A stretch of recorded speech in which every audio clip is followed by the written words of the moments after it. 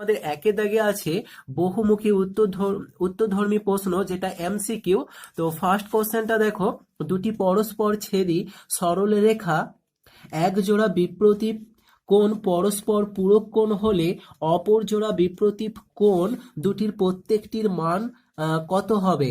180 degree, 45 degree, 90 degree, 135 degree. তো এটা সঠিক উত্তর হবে তোমাদের অপশান ডি, 135। কিভাবে সেটা তোমরা একটু দেখে নাও। দেখো এখানে বলেছিল পরস্পর কি না পরস্পর ছেদি, তাহলে দেখো এ বি এবং সিডি এরা পরস্পর ছেদি একজোড়া বিপ্রতীপ কোণ পরস্পর পূরক কোণ, ঠিক আছে। তো এই চিত্রটা দেখো এবং এখান থেকে আমরা সমাধানটা বার করব। চিত্রে কোণ এ ও সি, অর্থাৎ এই এ ও সি এই কোণটা কি, এবং বিওডি একজোড়া বিপ্রতীপ কোণ অর্থাৎ বিওডি, অর্থাৎ এই কোণ এবং এই কোণ পরস্পর বিপ্রতীপ কোণ। আর কোণ পরস্পর পূরক অর্থাৎ 90 ডিগ্রি, অর্থাৎ এটা এবং এটা এই দুটো কি হচ্ছে 90 ডিগ্রি, ঠিক আছে। আর কোণ এ ও বি 180 ডিগ্রি, অর্থাৎ এই যে এ ও বি এই কোণটা কিন্তু 180, অর্থাৎ এ বি যদি একটা সরল রেখা হয় তাহলে এই অংশটা পুরোটা 180। দেখো এখন এটা 90, এটা 90, আর এখান থেকে এই অংশটা 180, ঠিক আছে। তাহলে অতএব কোণ বিওসি সমান 180 ডিগ্রি মাইনাস 45 সমান কি হচ্ছে না 135 ডিগ্রি। অতএব আমাদের অ্যান্সারটা হবে অপশান ডি, অর্থাৎ 135 ডিগ্রি, ঠিক আছে। এরপরে তোমরা দেখো এখানে পরের প্রশ্ন বলেছে দূরত্ব স্থির থাকলে যদি গতিবেগ দ্বিগুণ হয় তাহলে সময় অর্ধেক দ্বিগুণ অপরিবর্তিত 3 গুণ হবে। এখানে সঠিক উত্তর হচ্ছে অপশান এ, অর্থাৎ অর্ধেক হবে, ঠিক আছে। পরের প্রশ্নটা তোমরা দেখো 20 জন একটি কাজ 8 দিনে করে, এখন 10 জন ওই কাজটির 1/2 অংশ করবে কত দিনে? 32 দিনে, 8 দিনে, 10 দিনে, 2 দিনে। তো দেখো সঠিক উত্তর হবে 2 দিনে, 8 দিনে, অর্থাৎ অপশান বি। এখন কিভাবে তোমাদের এটা 8 দিনে হচ্ছে সেটা দেখো। 20 জন একটি কাজ 8 দিনে করে, 8 দিনে করে বলতে এখানে সম্পূর্ণ কাজটা শেষ করে ফেলছে, ঠিক আছে। তাহলে অঙ্কটা সমাধান করার জন্য আমরা যেটা করব দেখো, শ্রমিক এবং সময় আর কাজ যেটা অংশ। তো 20 জন শ্রমিক 8 দিনে বলেছিল কাজটা শেষ করে বলতে এখানে এক অংশ সম্পূর্ণ কাজ অর্থাৎ এক অংশ। তাহলে 10 জন শ্রমিক এখন বলেছে 1/2 অংশ কাজ কত দিনে শেষ করবে, ঠিক আছে। এই টেবিলটা যদি তোমরা ঠিক তৈরি করতে পারো তাহলে সমাধানটা খুব সহজে এসে যাবে। এবার আমরা লিখবো এখানে সময় ও শ্রমিক পরস্পর ব্যস্ত সম্পর্ক, চিরকালই সময় শ্রমিক ব্যস্ত সম্পর্ক হয়, ঠিক আছে। এবং সময় ও কাজ পরস্পর সরল সম্পর্ক হবে, ঠিক। তো এখানে আমরা যেহেতু সম্পর্কটা নির্ণয় করেছি, এবার আমরা লিখব অতএব নির্ণেয় সময় 8 গুণিত, দেখো এই শ্রমিকের সাথে সময় ব্যস্ত সম্পর্ক ছিল, অতএব সময় আর শ্রমিক যেহেতু ব্যস্ত সম্পর্ক 20 আর নিচে 10 আছে, 20 আর নিচে 10 থাকবে। এবং এখানে দেখো সময় আর কাজ কি হচ্ছে সরল সম্পর্ক, অতএব আমাদের এখানে এই যেটা সরল সম্পর্ক ছিল যেটা 1/2, অর্থাৎ এটা 1/2টা উপরে যাবে, আবার এই নিচে 1 আসবে, তো নিচে 1 এটা বসালেও হবে না বসালেও হবে।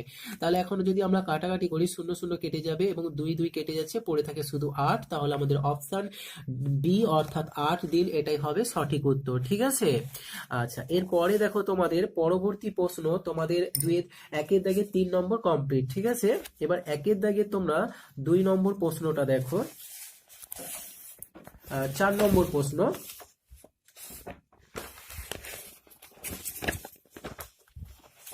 একে দেখে 4 নম্বর প্রশ্ন কি বলেছে, এক ধরনের পিতলে তামা দস্তার পরিমাণের অনুপাত আছে 5:2।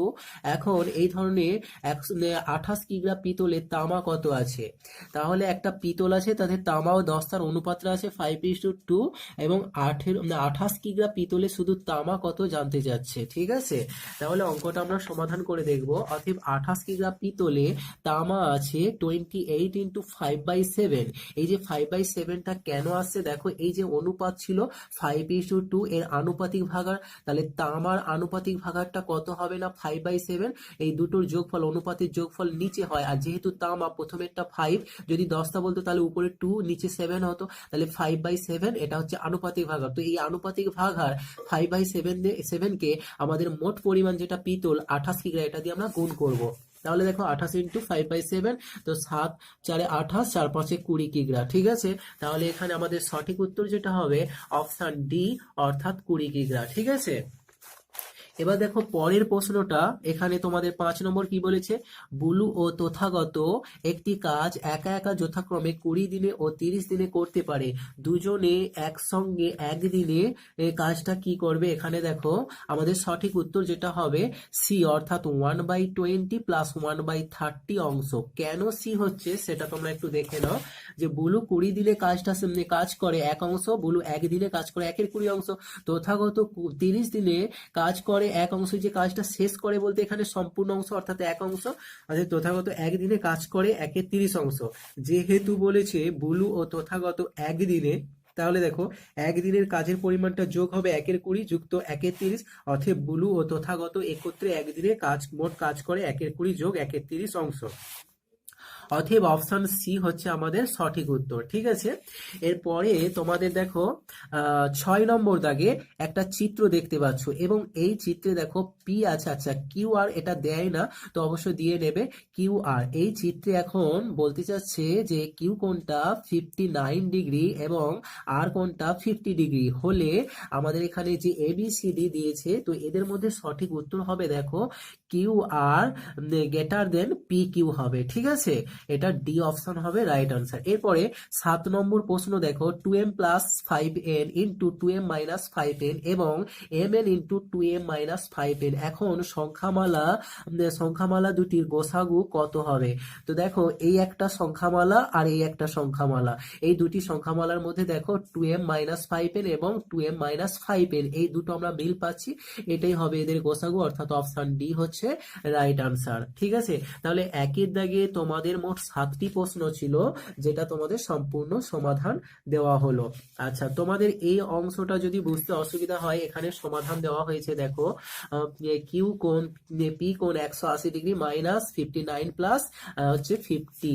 ঠিক আছে, অর্থাৎ এখানে আমাদের দেখো চিত্রের মধ্যে 59 এবং 50 ছিল, এই কোণটা আমরা জানি না, তো এই কোণটা বার করার জন্য আমরা যেটা করেছি 71, অতএব ডি অপশন আমাদের right answer, Q R greater than P Q. এবং চারের যে প্রশ্নটা ছিল তার সঠিক উত্তর হচ্ছে অপশন ডি, যেটা 2m মাইনাস 5n। ঠিক আছে, অর্থাৎ এখানে 4 বলতে এটা তোমাদের অন্য মডেল অ্যাক্টিভিটি টাস্ক থেকে সমাধান দেওয়া হচ্ছে, তোমাদের ফাইনাল মডেল অ্যাক্টিভিটি টাস্কে এটা তোমাদের একের দাগের 7 নম্বর প্রশ্ন। ঠিক আছে, এখানে দাগ নাম্বার গুলো দেওয়া আছে। তো 7 নম্বর প্রশ্ন কমপ্লিট। এবার আমরা যাব 2 দাগে। 2 দাগে তোমাদের যে প্রশ্নগুলো আছে সেগুলো একটু দেখো। 2 দাগে তোমাদের সত্য মিথ্যা আছে। ঠিক আছে,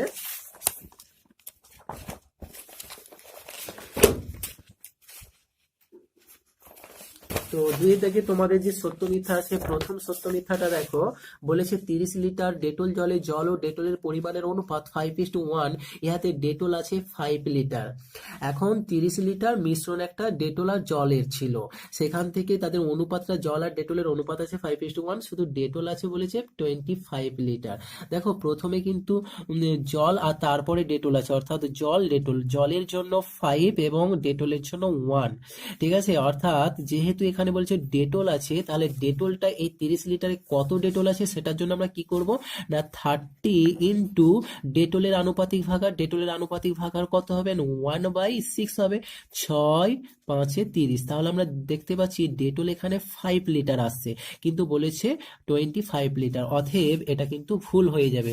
তোমরা এটা লিখবে, এখানে বক্স করে দিয়ে তোমরা কি করবে, মিথ্যা লিখে দেবে। ঠিক আছে, মিথ্যা বা এফ লিখে দিতে পারো। এবং পরে 2 নম্বরে দেখো কি বলেছে, 27x³ মাইনাস 343y³, এখন সংখ্যামালাটি 3x মাইনাস 7y দ্বারা বিভাজ্য। তাহলে আমরা এটা দেখে নিতে পারি যে এটা বিভাজ্য কিনা। দেখো আগের অঙ্কটা আমাদের কি আছে, যে সমাধান করে দেওয়া হয়েছে। ঠিক আছে, অতএব এটা মিথ্যা হচ্ছে।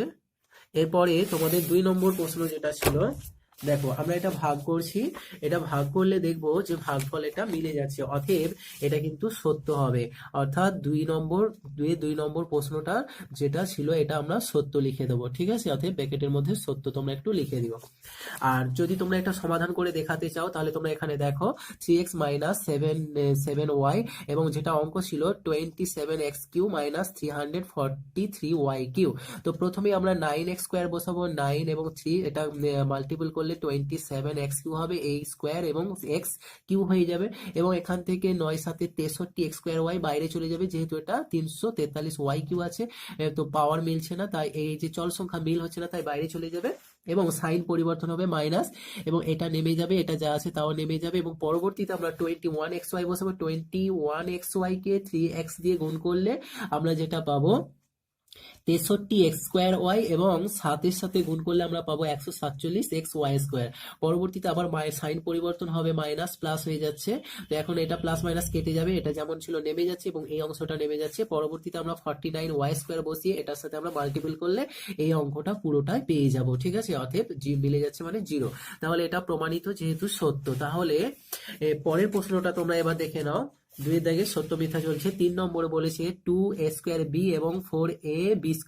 এখন এর গোসাগু 4a²b² হবে। এটা কি সত্য কি মিথ্যা সেটা আমরা দেখব। প্রথম সংখ্যামালাটা ছিল 2a²b, এটাকে যদি আমরা ভেঙে দিই 2 × a² আছে, তাহলে a হবে এবং b হবে। তারপরে সংখ্যামালাটা ছিল 4ab², তাহলে 4 কে উৎপাদকে বিশ্লেষণ করলে 2 × 2 পাবো, এবং এর জন্য a এবং b² থাকার জন্য দুটো b হবে।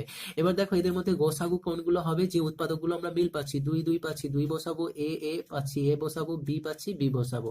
এখানে একটাই আছে, এর মধ্যে নেই, এর মধ্যে বি আছে, এর মধ্যে বি আছে, এখানে নেই, তাহলে আর বসাতে পারবো না। তাহলে আমরা গোসাগু যেটা পাচ্ছি 2ab, কিন্তু এখানে বলেছে যে আমরা গোসাগু পাবো 4a²b², তাহলে এটা মিথ্যা, মিলছে না যেহেতু, ঠিক আছে। তাহলে 3 নম্বর উত্তর যেটা আমাদের হবে মিথ্যা, বক্সের মধ্যে লিখে দেবে মিথ্যা। তাহলে 2 দাগের 1 2 3 কমপ্লিট। এবার তোমরা দেখো 2 দাগের পরবর্তী যে প্রশ্ন সেটা 2 দাগের 4 নম্বর প্রশ্ন কি বলেছে দেখো। 2 দাগের 4 নম্বর প্রশ্নে আছে x² প্লাস a² সমান x² plus a² plus x। এটা কি সত্য না মিথ্যা, এটা আমাদের লিখতে হবে। তো এর উত্তরটা দেখো, এখানে যদি আমরা মান নির্ণয় করি তাহলে ax পাবো এবং উপরে x³ প্লাস aq পাবো, ঠিক আছে। অতএব আমরা যেটা পাচ্ছি এটা সমান এইটা পাচ্ছি, কিন্তু এখানে বলছে যে a² plus x² plus a² plus x পাবো, তা এটা মিলছে না। তাহলে আমরা এটা কি করব, মিথ্যা লিখে দেবো, ঠিক আছে। এরপরে দেখো তোমাদের, আচ্ছা এই যে উত্তর পত্রে এখানে দাগ নাম্বার যাই থাকুক না কেন, কারণ এগুলো আগের মডেল অ্যাক্টিভিটি টাস্কের আনসার, আমি তোমাদের বুঝিয়ে দিচ্ছি। এখানে দাগ নাম্বার তোমাদের 2 এর এটা 4 নম্বর। এবার 2 এর 5 নম্বর দেখো, একটা ত্রিভুজের চিত্র আছে এবং এখান থেকে এখানে একটা বর্ধিত অংশ। তো এটা হচ্ছে 59, এটা হচ্ছে 70 ডিগ্রি, ঠিক আছে। আর এই যে এক্স ডিগ্রি, এই এক্স ডিগ্রির ভ্যালুটা আমাদেরকে নির্ণয় করতে বলেছে। তো এক্স ডিগ্রির ভ্যালুটা নির্ণয় করতে গেলে বলেছে যে এটা থেকে আমরা 50 ডিগ্রি মাইনাস করব, আর করলে পারে আমরা এক্স ডিগ্রি অর্থাৎ এই কোণটার মান আমরা পেয়ে যাব। এটা সত্য না মিথ্যা? তো এটা হচ্ছে আমাদের দেখো উত্তর যেটা পাওয়া যাচ্ছে সেটা হচ্ছে মিথ্যা, ঠিক আছে, এটা মিথ্যা। এর পরের প্রশ্ন দেখো 6 নম্বরে কি বলেছে, হারুন চাচা একদিনে কোনো কাজের 1/10 করেন। সম্পূর্ণ কাজটা করতে হারুন চাচার 10 দিন সময় লাগে। এটা সত্য না মিথ্যা? এটা কিন্তু সত্য, কারণ একদিনে কাজ করে 1/10 সম্পূর্ণ কাজটা কি, তার মানে 1 অংশ কাজ তার কত দিনের সময় লাগবে। দেখো এটা যদি আমরা সমাধান করি তাহলে সহজেই দেখতে পেয়ে যাবো। দেখো 1/10 কাজ করে একদিনে, তাহলে 1 অংশ, যেহেতু কাজটা সম্পূর্ণ কাজ বলতে 1 অংশ, তাহলে 1 অংশ কাজ করে সমান 1 গণিত এই যে 1/10টা 10-এর 1 হয়ে যাবে, 1 1 কেটে গেলে 10 দিনে। তাহলে এটা কি পাচ্ছি আমরা, সত্য পাচ্ছি। এর পরের প্রশ্ন দেখো তোমাদের 7 নম্বর প্রশ্নটা কি আছে। 7 নম্বর প্রশ্ন বলেছে 2.25 টাকা 5 টাকা শতকরা 4.5, তো এই 4.5 এটা কি বের হবে। দেখো সমাধান করে যেটা পাবো আমরা 2.25 টাকা 5 টাকার শতকরা সমান, আমরা ক্যালকুলেশন করব 2.25 বাই 5 গণিত 100, যেহেতু শতকরা বলেছে তো এটা ক্যালকুলেশন করলে আমরা যেটা পাচ্ছি দেখো 45 পাচ্ছি, ঠিক আছে। তো এটা 45 পাওয়া যাচ্ছে, কিন্তু প্রশ্নের মধ্যে যেটা বলেছে দেখো 4.5, এখানে 4 দশমিক দেওয়া আছে, অতএব এটা কিন্তু মিথ্যা হয়ে যাবে। এই বক্সের মধ্যে তোমরা যেটা লিখবে মিথ্যা। তাহলে 1 দাগ 2 দাগ সম্পূর্ণ কমপ্লিট হয়ে গেল। এবার তোমরা দেখো 3 দাগ, আর কয়েকটা অঙ্ক আছে, একটু ধৈর্য সহকারে ভিডিওটা দেখতে থাকো, আর আশা করি তোমাদের বিশেষ কোনো অসুবিধা হবে না। এবার তোমাদের 3 দাগ, ঠিক আছে।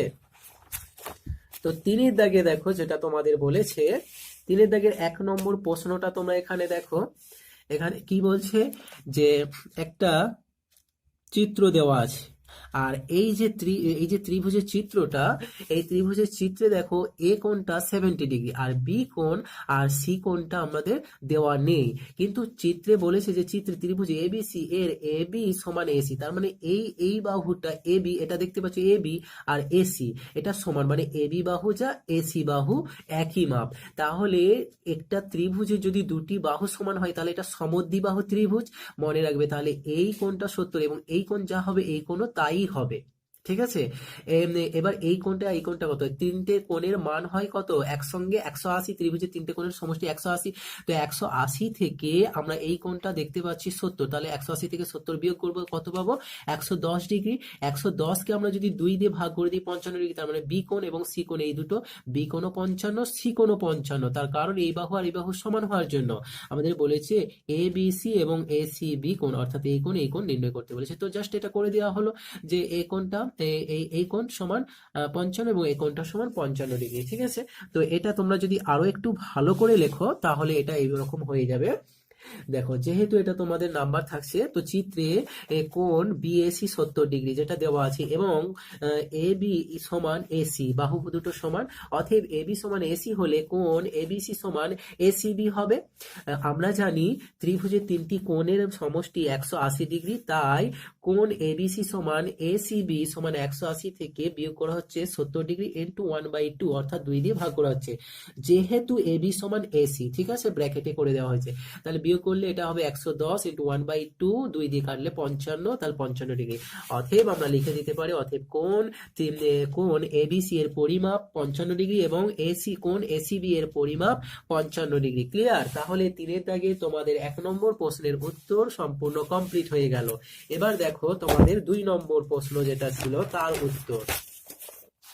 2 নম্বর প্রশ্নটা বলেছে দুটি সমান মাপের কৌটোয় মিশ্র চায়ে আসাম চা ও দার্জিলিং চায়ের পরিমাণ কি বলেছে, পরিমাপের অনুপাত যথাক্রমে 5:18 এবং 2:3 হলে আমাদের কোন কৌটায় আসাম চায়ের পরিমাণ বেশি আছে। তাহলে আসাম চা দার্জিলিং চায়ের অনুপাতটা আছে আর দুটো সমান মাপের কৌটা মিশ্র চা আছে, ঠিক আছে, মিশ্র চায়ে। এখন কোন কৌটায় আসাম চায়ের পরিমাণ বেশি আছে সেটা আমাদেরকে নির্ণয় করতে হবে। তাহলে আমরা সমাধান করে দেখব কোনটায়। তো দেখো এখানে যেহেতু দুটো কৌটা বলেছে তাহলে আমরা একটা লিখে নেবো। প্রথম কৌটায় আসাম চা দার্জিলিং চায়ের পরিমাণের অনুপাত যেটা ছিল 5:18 এবং দ্বিতীয় কৌটায় আসাম চা দার্জিলিং চায়ের অনুপাত 2:3, ঠিক আছে। আচ্ছা, প্রথম কৌটায় আসাম চায়ের আনুপাতিক ভাগাহার 5/23 হবে, কারণ দেখো 5 আর 18 প্লাস করলে 23 হবে, যেহেতু আসাম চা তাই উপরে 5 বসবে। একই রকম ভাবে দ্বিতীয় কৌটায় আসাম চায়ের আনুপাতিক ভাগাহার তাহলে 2/5 হবে, 2 প্রথমে আছে উপরে থাকবে যেহেতু আসাম চা প্রথমে আছে, আর 2 আর 3 প্লাস করলে 5 হয়ে যাচ্ছে, এটা এভাবে আনুপাতিক ভাগাহার করতে হয়।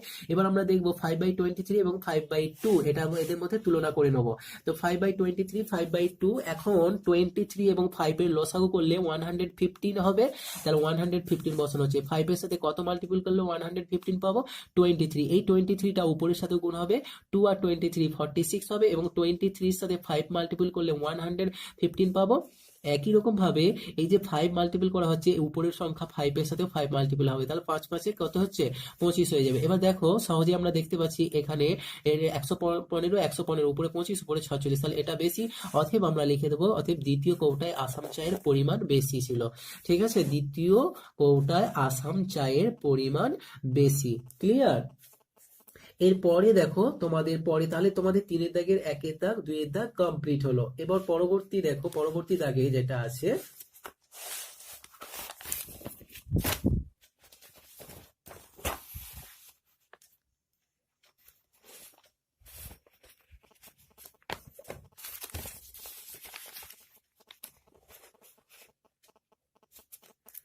তিনি দেখে 3 নম্বর প্রশ্ন যেটা দেখো কি বলেছে, গণিতের ভাষায় সমস্যাটি হলো এখানে আছে গরুর সংখ্যা, সময় এবং খড়ের পরিমাণ, আর নিচে তথ্য দেখো গরু আছে এবং সেখানে কি আছে না সময়টা 15 দিন এবং 4 কাহন খড় আছে।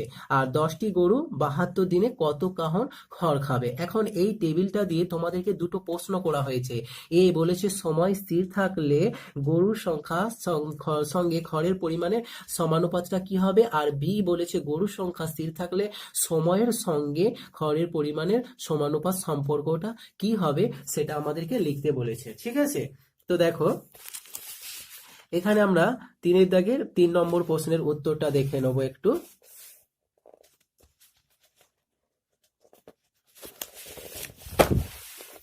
তাহলে তোমরা এভাবে লিখে দেবে, অতএব সময় স্থির থাকলে গরুর সংখ্যার সঙ্গে খড়ের পরিমাণের সম্পর্ক সরল সমানুপাত। অতএব 8:10 4:x। এবং তারপরটা বি যেটা ছিল গরুর সংখ্যা স্থির থাকলে সময়ের সঙ্গে খড়ের পরিমাণের সম্পর্ক সরল সম্পর্ক হবে। অতএব 15:72 4:x। তাহলে তোমাদের 3 দাগের 3 নম্বর প্রশ্ন কমপ্লিট। এবার দেখো 3 দাগের 4 নম্বর যে প্রশ্ন, x² + px + q বীজগাণিতিক সংখ্যামালায় কি বলেছে যে p = a + b এবং q = a × b হলে সংখ্যামালাটির উৎপাদক দুটো কি কি। দেখো এখানে একটা সংখ্যামালা আছে বীজগাণিতিক, এই সংখ্যামালার বলেছে p সমান আর q সমান মান আছে, উৎপাদক দুটো কি কি আমাদের নির্ণয় করতে হবে। দেখো প্রথমত আমরা তুলে নেব p সমান a + b আর q সমান a × b, অর্থাৎ a b বলতে পারো। এবার আমরা যেটা করব, সংখ্যামালা আছে x² + px + q। তো এখন আমরা লিখবো x² + a + b। এই যে p ছিল, দেখো p এর মান a + b, তো a + b বসানো হবে ইনটু x থাকবে, এবং q a × b, a × b বসানো হলো q এর জায়গায়। পরবর্তীতে দেখো x এর সাথে a এবং x এর সাথে b আমাদের মাল্টিপল হবে, a আর x ax হবে, b আর x bx হবে, এবং a b মাল্টিপল করলে a b হবে। এরপরে দেখো এই দুটো থেকে কমন নেবো, x কমন নিলে পড়ে থাকবে x + a, এবং এই দুটো থেকে b কমন নিলে পড়ে থাকবে x + b। তাহলে দেখো x + a দুটোর জন্য একটা হয়ে যাবে এবং পড়ে থাকে x + b, যেটা উৎপাদকের বিশ্লেষণ হচ্ছে। অতএব আমরা লিখবো সংখ্যামালাটির উৎপাদক দুটি হলো x + a × x + b। Complete হয়ে গেল তোমাদের এই উত্তরটা। তাহলে তোমাদের 3 দাগে মোট 4টি প্রশ্ন ছিল, সেই 4টে প্রশ্ন কমপ্লিট। এবার তোমাদের 5 দাগে দেখো, 5 দাগের প্রশ্নটা, ঠিক আছে। 5 দাগের প্রশ্ন কি বলেছে, 5 দাগে দেখো তোমাদের একটা টেবিল আছে, আর এই টেবিলটা তোমাদের দেখো বলেছে যে খেলা, ক্রিকেট খেলা, ফুটবল খেলা এবং ব্যাডমিন্টন, আর খেলা পছন্দ করা ছাত্রছাত্রীর সংখ্যা এখানে শতকরায় দেওয়া আছে। ওকে, তো আমাদের যেটা বলেছে যে পাইচিত্রে যে বৃত্তকলাগুলি তথ্যটির অংশকে বোঝাবে, সেই বৃত্তকলাগুলির কেন্দ্রীয় কোণ নির্ণয় করো এবং তথ্যটির পাইচিত্র অঙ্কন করতে হবে। তাহলে তোমরা এখানে দেখতে পাচ্ছ 60, 30 এবং 10। এখন এটা নিয়ে আমরা একটা তথ্যচিত্র। আচ্ছা তোমাদের 1 মিনিট, তোমাদের 3 দাগের কমপ্লিট হয়েছে, সরি তোমাদের 4 দাগের হবে। 4 দাগের দেখো 1 নম্বর প্রশ্ন, এটা 5 দাগে আমি চলে গিয়েছিলাম, যাও। তো 4 দাগে 1 নম্বর দেখো x/2 = 1/2x + 1 হলে x³ - 1/x³ এর মান নির্ণয় করতে হবে। ঠিক আছে, তো দেখো এখানে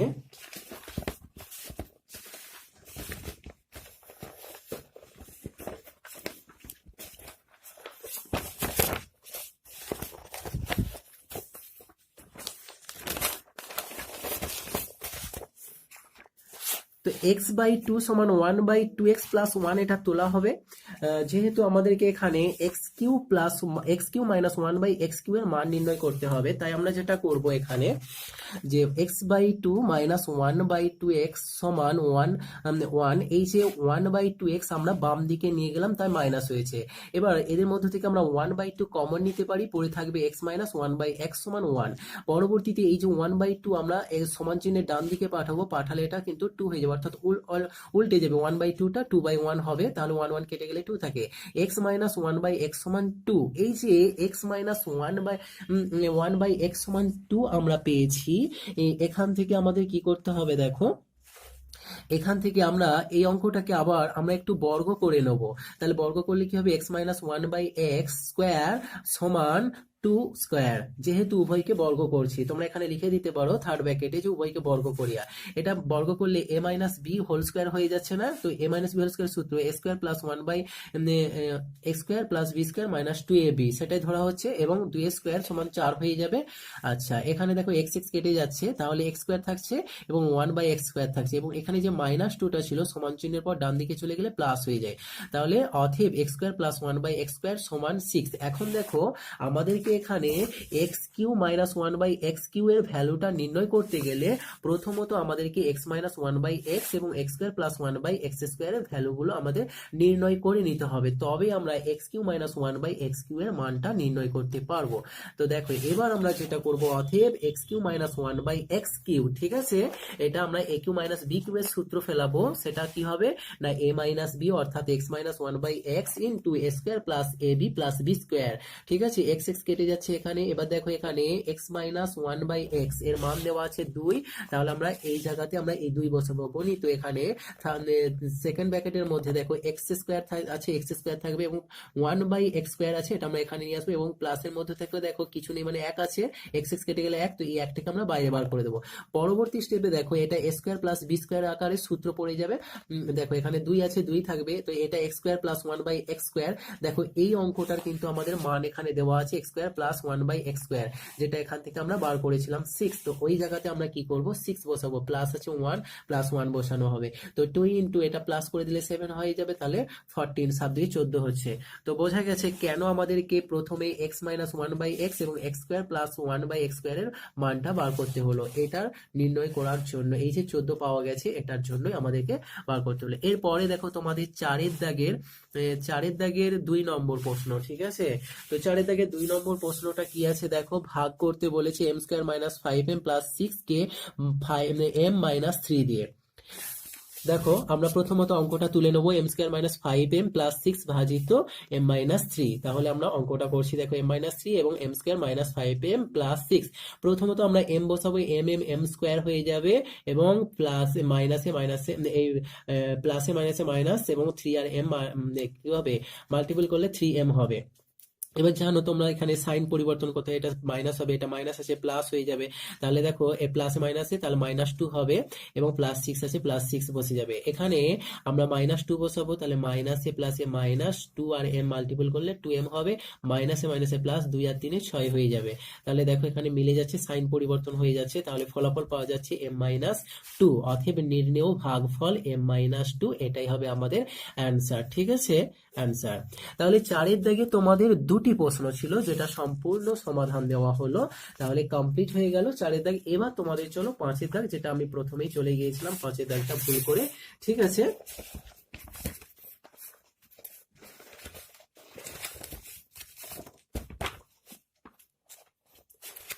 দেখো 5 এর দাগে এখানে তোমাদের কি বলেছে যে খেলা, তোমরা টেবিলটা অলরেডি জানো প্রত্যেকে কম বেশি, টেবিলটা যেহেতু আলোচনা হয়েছে, তো এখন আমি সেটা তোমাদের কাছে আলোচনা করব। দেখো টেবিলটা,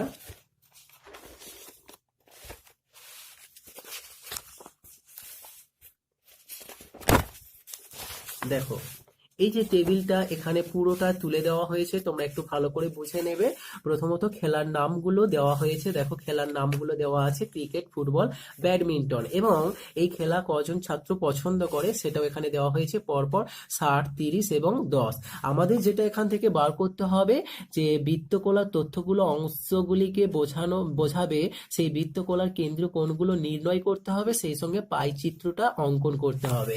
তো দেখো আমরা এই যে কেন্দ্রীয় কোণ নির্ণয় করতে হচ্ছে, ক্রিকেট খেলা কত পাওয়া যাচ্ছে না 216, এবং ফুটবল খেলাটা পাওয়া যাচ্ছে 108, ব্যাডমিন্টন পাওয়া যাচ্ছে 36, এইগুলোর জন্য আমাদের প্রথমত এখানে একটা ভগ্নাংশ নির্ণয় করতে হবে।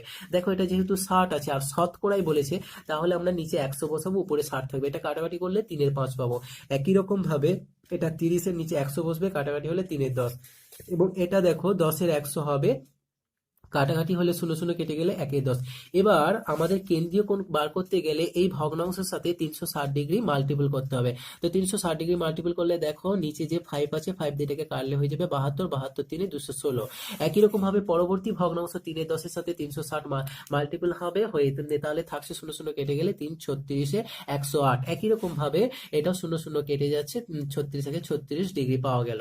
তাহলে এই যে কেন্দ্রীয় কোণগুলো পাওয়া গেছে এগুলো আমাদেরকে এখন পাই চিত্র আকারে দেখাতে হবে। দেখো এখানে তোমরা কম্পাস নিবে, একটা বৃত্ত অঙ্কন করবে এবং বৃত্ত অঙ্কন করলে কেন্দ্র পাবে এবং কেন্দ্র থেকে তোমরা এই বরাবর একটা রেখা টেনে নেবে এবং এই রেখা টানার পর এখানে তোমরা চাঁদা বসাবে। বসিয়ে প্রথমটা দেখো 108 ডিগ্রি, এখানে 108 ডিগ্রি প্রথমটা, এটা ফুটবল আছে, আচ্ছা ফুটবল যে কোনো খেলা প্রথম রাখতে পারো, কোনো সমস্যা নেই। ফুটবলটা প্রথমে রাখা হলো 108 ডিগ্রি, এটা লিখে দেওয়া হয়েছে ফুটবল এবং তারপর এই যে রেখাটা দেওয়া হয়েছে এখানে 36 ডিগ্রি এবং তারপরে পুরো এই অংশটা ক্রিকেট খেলা যেটা 216 ডিগ্রি। তো আশা করি বোঝা গেছে, তোমরা এইভাবে এঁকে নেবে এবং তোমাদের পাঠ্য বইয়ে প্রথম দিকেই পেয়ে যাবে, সেখানেও এই ধরনের প্রশ্ন রয়েছে। এরপরে দেখো তোমাদের তাহলে অঙ্ক কমপ্লিট হয়ে গেল প্রায়, আর দুটো মাত্র অঙ্ক আছে, একটু ধৈর্য ধরে দেখো, কারণ যেহেতু এটা তোমাদের ফাইনাল মডেল অ্যাক্টিভিটি টাস্ক 50 নাম্বারের প্রশ্ন আছে, তাই একটু ভিডিওটা দীর্ঘ হচ্ছে অবশ্য।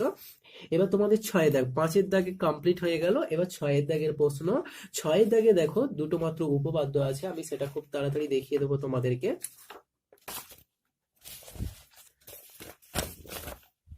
দুটো উপপাদ্য, প্রথম উপপাদ্যটা কি আছে দেখো, যুক্তি দিয়ে 6-এর 1 নম্বর যে উপপাদ্য, যুক্তি দিয়ে প্রমাণ করো যে ত্রিভুজের কোনো একটি বাহুকে বর্ধিত করলে যে বহিস্থ কোণ উৎপন্ন হয় সেটির পরিমাপ অন্তস্থ বিপরীত বিপরীত কোণ দুটির পরিমাপের যোগফলের সমান হবে। তো এই উপপাদ্যটা হচ্ছে তোমাদের পাঠ্য বইয়ের 145 নম্বর পেজে পেয়ে যাবে, এটা তোমাদের 7 নম্বর উপপাদ্য, ঠিক আছে। আবারও বলছি, তোমরা তোমাদের যে গণিত বই আছে সেটা খুলবে, 145 পেজ, সেখানে 7 নম্বর উপপাদ্য পাবে। দেখে দেখে সুন্দর করে ছবি এঁকে তোমরা বাকি যেসব প্রমাণ করতে হবে অঙ্কন, এগুলো সব লিখে নেবে। এবং 6-এর 2 নম্বর যে উপপাদ্যটা আছে, 6-এর 2 নম্বর উপপাদ্যটা হচ্ছে তোমাদের 147 পেজে পাবে, 8 নম্বর উপপাদ্য, অর্থাৎ 7 নম্বর উপপাদ্য এবং 8 নম্বর উপপাদ্য, পরপর দুটো উপপাদ্য তোমাদের 6-এর দাগে দিয়েছে। তো দুটো উপপাদ্যই তোমরা পাঠ্য বইয়ে পেয়ে যাবে 145 এবং 147 পেজে, দেখে সুন্দর করে তৈরি করে নিও। এবার লাস্ট যে কোশ্চেনটা দেখো তোমাদের 7-এর দাগে আছে, 7-এর দাগে একটাই প্রশ্ন আছে, সেটা একটু দেখে নাও। কি বলেছে, 5 অশ্ব ক্ষমতা সম্পন্ন একটি পাম্প 36,000 লিটার জল 8 ঘন্টায় উপরে তুলতে পারে। এখন 7 অশ্ব ক্ষমতা সম্পন্ন পাম্পের 63,000 লিটার জল তুলতে কত সময় লাগবে তৈরাসিক পদ্ধতিতে হিসাব করি, ঠিক আছে। তাহলে এটা সমাধান করার জন্য আমরা টেবিল করব, পাম্প যেটা অশ্ব ক্ষমতা, সময় ঘন্টা এবং জল ব্যাকেটে লিটার থাকছে, ঠিক আছে। প্রথমেই বলেছিল 5 অশ্ব ক্ষমতা সম্পন্ন পাম্প 8 ঘন্টায় 36,000 লিটার জল তুলে। 7 অশ্ব ক্ষমতা সম্পন্ন পাম্প 63,000 লিটার জল কত ঘন্টায় তুলবে, এটাই আমাদের জিজ্ঞাসা। তাহলে আমরা লিখে নেব এখানে সময় ও পাম্প পরস্পর ব্যস্ত সম্পর্ক এবং সময় ও জল পরস্পর সরল সম্পর্ক। অতএব আমরা নির্ণয় করব নির্ণেয় সময়, আমাদের সময়টা বার করতে হবে। নির্ণেয় সময়, যেহেতু এখানে 8 আছে, 8টা আমরা গুণ দেবো এবং সময়ের সাথে দেখো আমাদের পাম্প ছিল ব্যস্ত সম্পর্ক, তাহলে এই যে 5/7 ছিল, 5/7ই বসবে, ইনটু সময়ের সাথে জলটা আমাদের কি পরস্পর সরল সম্পর্ক। অতএব এই যে 36,000-এর নিচে 63,000 ছিল, 63,000টা উপরে বসে যাবে, যেহেতু সরল নিচে আসবে। এবার তোমরা এখানে দেখো এই শূন্য এই শূন্য এই শূন্য এই শূন্য এই শূন্য এই শূন্য কেটে যাচ্ছে। এবার 9 দিয়ে আমরা কেটে দেবো এখানে, কেটে দিলে কি হবে, কেটে 9 4 36 হবে, 9 7 63 হবে। এবার এই 7 কাটবে এবং 4 দিয়ে 8কে আমরা কেটে দেবো, 2 পাবো, তাহলে 2 5 আমরা 10 ঘন্টা পাচ্ছি। তো আশা করি বোঝা গেছে। তাহলে এই ছিল তোমাদের মডেল অ্যাক্টিভিটি টাস্ক পার্ট 8 বা ফাইনাল মডেল অ্যাক্টিভিটি টাস্ক, সম্পূর্ণ সমাধান কমপ্লিট হয়ে গেল। এখানে দেখো একই দাগে বলেছে ঠিক উত্তর নির্বাচন করো। প্রথম প্রশ্ন, চাপের এসআই একক হলো, এখানে দেখো ক খ গ ঘ 4টি উত্তর আছে, সঠিক উত্তর নিশ্চয়ই তোমরা দেখতে পাচ্ছ এখানে অন্য কালি দিয়ে নির্বাচন করা হয়েছে, অপশান গ অর্থাৎ নিউটন পার বর্গ মিটার। পরের কোশ্চেনটা দেখো, আইসোবারদের ক্ষেত্রে নিচের যে কথাটি ঠিক তা হলো এদের, অপশান ঘ রাইট আনসার, অর্থাৎ ভর সংখ্যা সমান। পরের কোশ্চেন, যে কোষীয় অঙ্গাণুর মধ্যে পুরনো জীর্ণ কোষকে ধ্বংস করার জন্য নানা ধরনের উৎসেচক থাকে তা হলো লাইসোজোম, অর্থাৎ অপশান ঘ। পরের কোশ্চেন, যেটি তড়িৎ বিশ্লেষণ নয় সেটি হচ্ছে গ্লুকোজ। এরপর দেখো, ডিম পোনা প্রতিপালন করা হয় যেখানে, সেটি হচ্ছে আঁতুড় পুকুর, অর্থাৎ অপশান ঘ। পরের কোশ্চেন, মৌমাছিদের জীবনচক্র বা জীবনের 4টি যে দশা আছে সেটা সঠিক ক্রম কোনটা হবে? অপশান গ, অর্থাৎ ডিম থেকে লার্ভা, তারপর পিউপা, তারপর পূর্ণাঙ্গ। পরের কোশ্চেন তোমরা দেখো এখানে 2-এর দাগে বলেছে শূন্যস্থান পূরণ করো। প্রথম কোশ্চেনটা, কোনো কঠিন অনুঘটককে গুঁড়ো করা হলে তার পৃষ্ঠতলের ক্ষেত্রফল ড্যাশ হয়, বেড়ে যায়। পরের কোশ্চেনটা, ড্যাশ কম্পনি বজ্রপাতের সময় শব্দ উৎপাদন করে বায়ুর, তাহলে শূন্যস্থানে তোমরা বায়ুর কথাটা লিখে দেবে। পরের কোশ্চেনটা, ড্যাশ উপস্থিতির জন্য চা পানের শরীরে উদ্দীপনা আসে, ক্যাফিনের উপস্থিতি, তাহলে শূন্যস্থানে ক্যাফিন কথাটা লিখে দেবে। এরপরে দেখো তোমাদের 3-এর দাগে বলেছে ঠিক বাক্যের পাশে ইয়েস চিহ্ন আর ভুল বাক্যের পাশে ক্রস চিহ্ন দিতে হবে।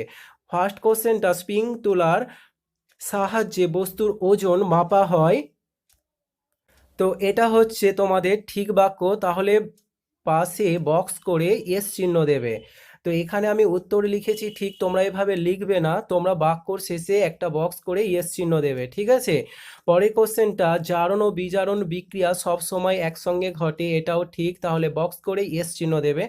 পরের কোশ্চেনটা, সবুজ চায়ে ভিটামিন কে পাওয়া যায়, এটাও ঠিক, তাহলে বক্স করে তোমরা এস চিহ্ন দেবে, ঠিক আছে। তাহলে 3-এর দাগে তোমাদের 3টে কোশ্চেন ছিল, প্রত্যেকটাই ঠিক হবে।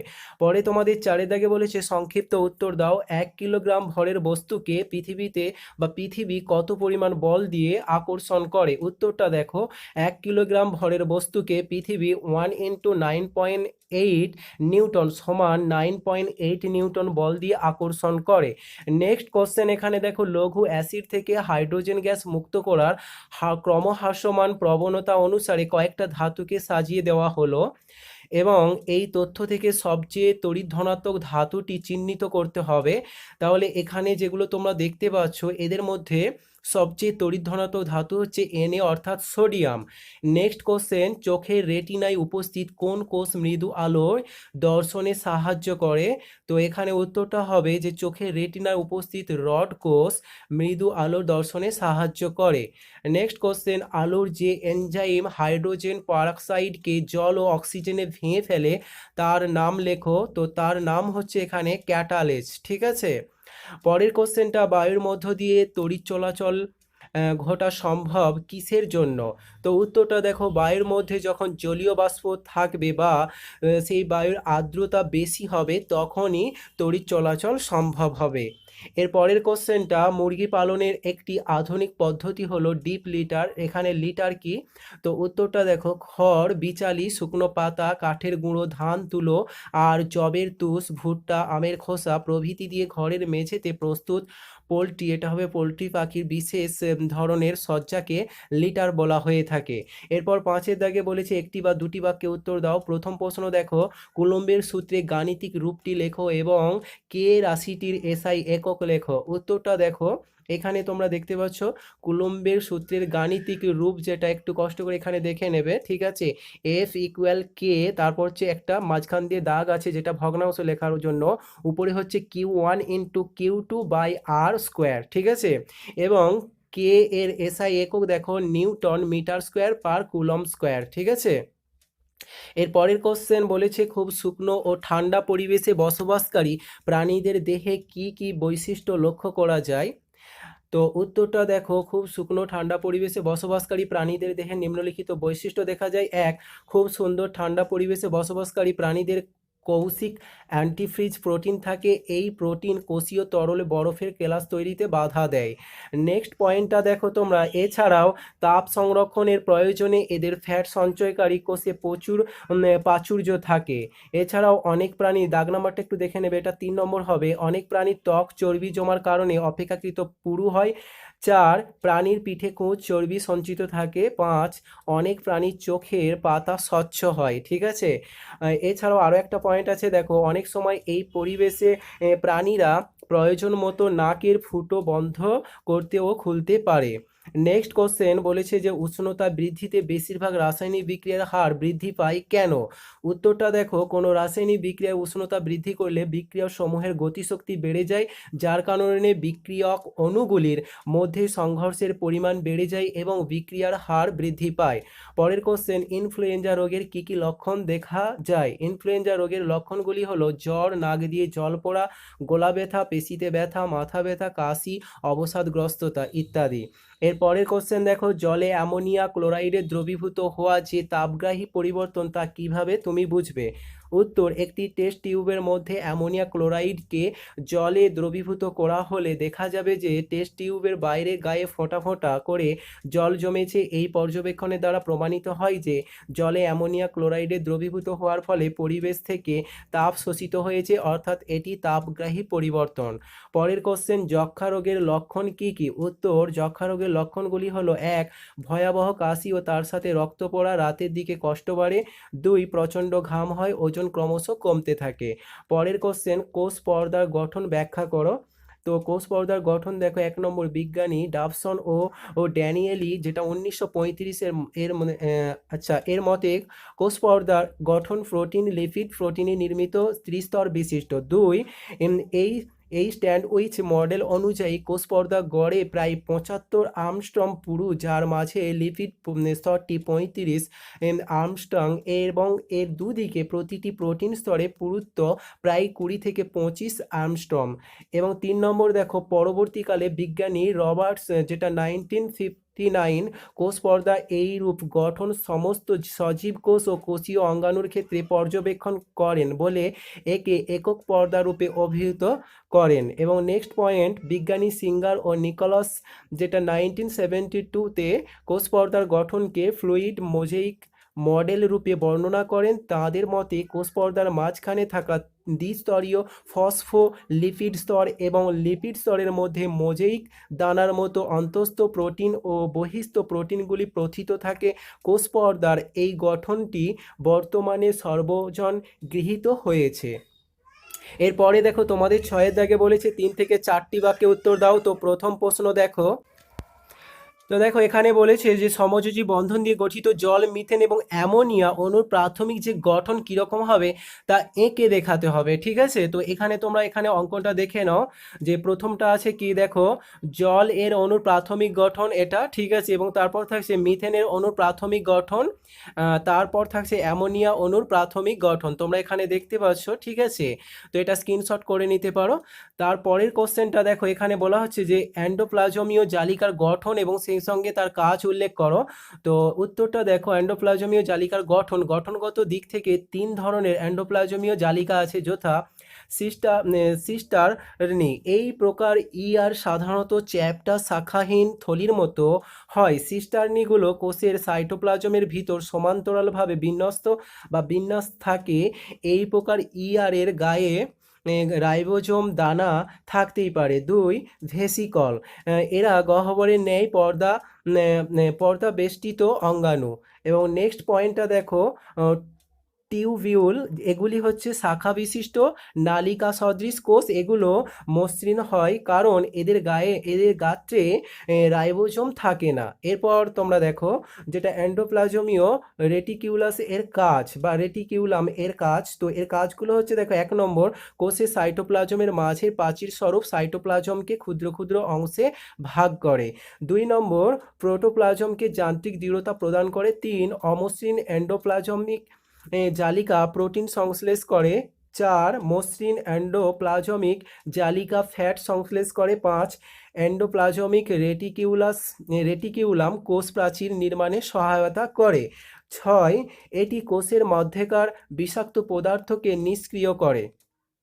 এর পরের কোশ্চেন দেখো, এখানে বলা হচ্ছে যে তামার আপেক্ষিক তাপ যেটা 0.099 ক্যালোরি পার ডে, এখানে আছে জি অর্থাৎ গ্রাম ডিগ্রি সেলসিয়াস।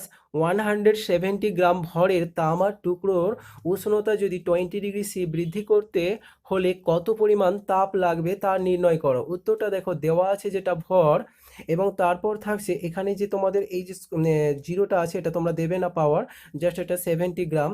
তারপর আছে আপেক্ষিক তাপ যেটা দেওয়া আছে কোশ্চেনে তোলা হয়েছে, এবং বর্ধিত তাপ 20°C।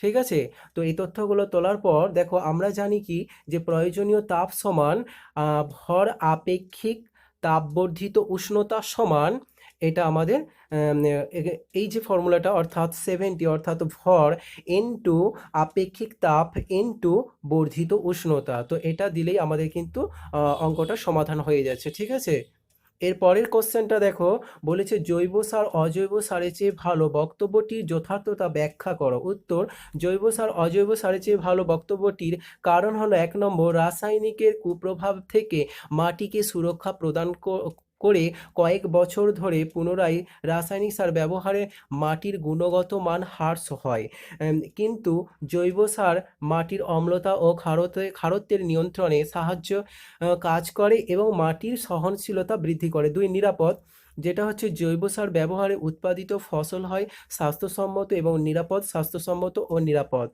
পরের পয়েন্ট, মাটি জল ধারণ বৃদ্ধি, জৈব সার মাটিতে হিউমাস এর পরিমাণ বৃদ্ধি করে, ফলে মাটির জল ধারণ ক্ষমতা বেড়ে যায়। পরের পয়েন্ট, অণুজীবদের বৃদ্ধি, জৈব সার ব্যবহারে মাটির উপকারী অণুজীবের কার্যকলাপ বেড়ে যায় এবং এদের বংশ বিস্তারেও তা সহায়ক হয়। 5, কম খরচে শস্যে জৈব কীটনাশক ব্যবহার করে কৃষকদের অর্থ সাশ্রয় করা সম্ভব হয়। এর পরের কোশ্চেন দেখো, বলা হচ্ছে কোনো তরলের বাষ্পায়নের হার কোন কোন বিষয়ের উপর নির্ভর করে। উত্তরটা দেখো, 1 নম্বর, তরলের উপরিতলের ক্ষেত্রফল, তরলের উপরিতলের ক্ষেত্রফল যত বাড়ে তরল তত তাড়াতাড়ি বাষ্পে পরিণত হয়, অর্থাৎ বাষ্পায়নের হার বাড়ে। নেক্সট পয়েন্ট, তরলের প্রকৃতি, বিভিন্ন তরলের বাষ্পায়নের হার বিভিন্ন, তরলের স্ফুটনাঙ্ক কম হলে বাষ্পায়নের হার বেশি হয়, উদ্বায়ী তরলের বাষ্পায়নের হার সর্বাধিক হয়। পরের পয়েন্ট, তরলের উপর চাপ, তরলের উপর বায়ুমণ্ডলের চাপ বাড়লে বাষ্পায়নের হার কমে যায়, চাপ কমলে বাষ্পায়নের হার বাড়ে। পরের পয়েন্ট, তরল ও তরল সংলগ্ন বায়ুর উষ্ণতা, তরল ও তরল সংলগ্ন বায়ুর উষ্ণতা বাড়লে বাষ্পায়ন দ্রুত হয়।